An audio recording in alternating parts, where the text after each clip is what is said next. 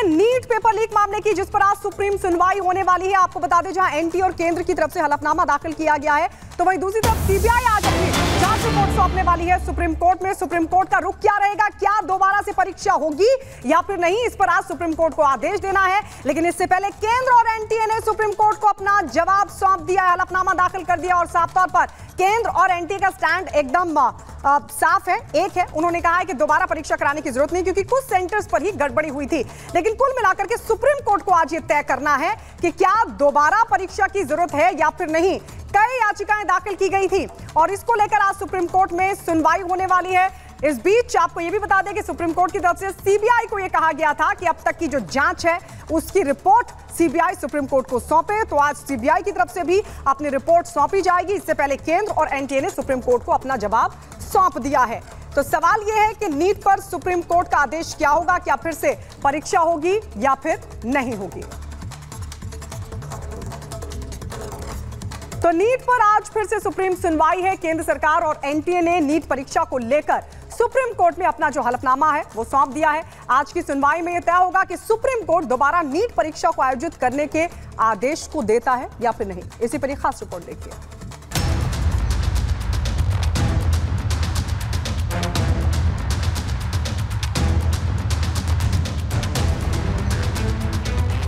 NEET परीक्षा में हुए पेपर लीक को लेकर चल रहे बवाल के बीच केंद्र सरकार ने सुप्रीम कोर्ट में अपना जवाब दाखिल कर दिया है। सुप्रीम कोर्ट में दायर हलफनामे में केंद्र ने कहा है कि सरकार को नीट परीक्षा 2024 देने वाले छात्रों की चिंता है, इसलिए सरकार समस्या के स्थायी समाधान के लिए प्रयास कर रही है। ये सुनिश्चित किया जा रहा है कि किसी भी दोषी उम्मीदवार को कोई लाभ ना मिले। सरकार एक मजबूत परीक्षा प्रक्रिया बनाने के लिए प्रतिबद्ध है और इसलिए 23 लाख छात्रों पर सिर्फ आशंकाओं के चलते एक नई परीक्षा का बोझ न डाला जाए।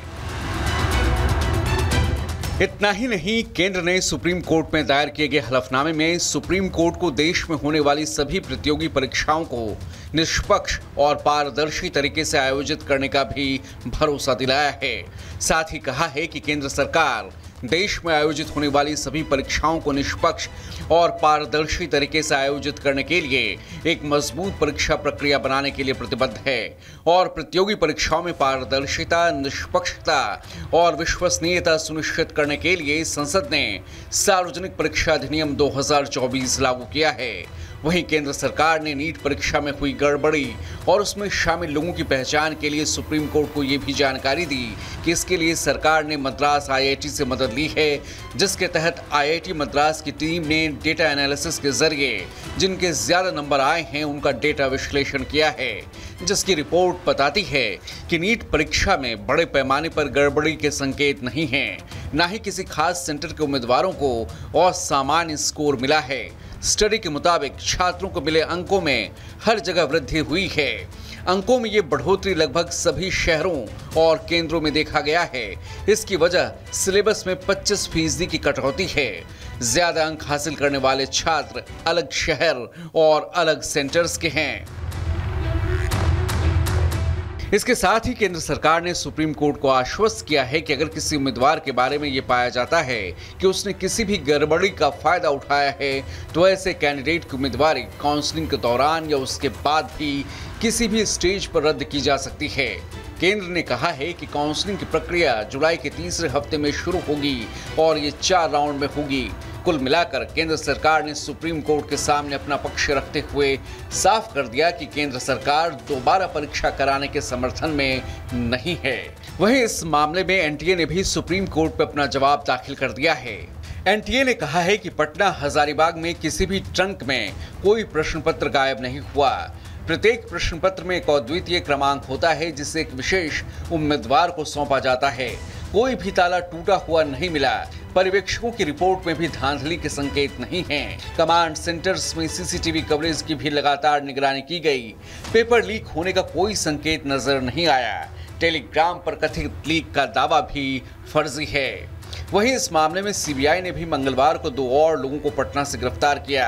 इस मामले में हुई इन गिरफ्तारियों के साथ अब सीबीआई के शिकंजे में आने वाले आरोपियों की संख्या 11 हो चुकी है। ऐसे में उम्मीद की जा रही है कि आज सीबीआई भी इस मामले में सुप्रीम कोर्ट पर अपनी अब तक की जांच रिपोर्ट सौंप सकती है, क्योंकि पिछली सुनवाई में सीजेआई डीवाई चंद्रचूड़ कह चुके हैं कि अगली सुनवाई में सीबीआई को भी अपनी जांच रिपोर्ट सौंपनी होगी। कुल मिलाकर अब सभी की निगाहें आज सुप्रीम कोर्ट पर रहेंगी, जहां से ये तय होगा कि तकरीबन 24 लाख छात्रों के भविष्य को प्रभावित करने वाला ये फैसला उनके भविष्य को कितना प्रभावित करेगा। Bureau report, Republic Bharat.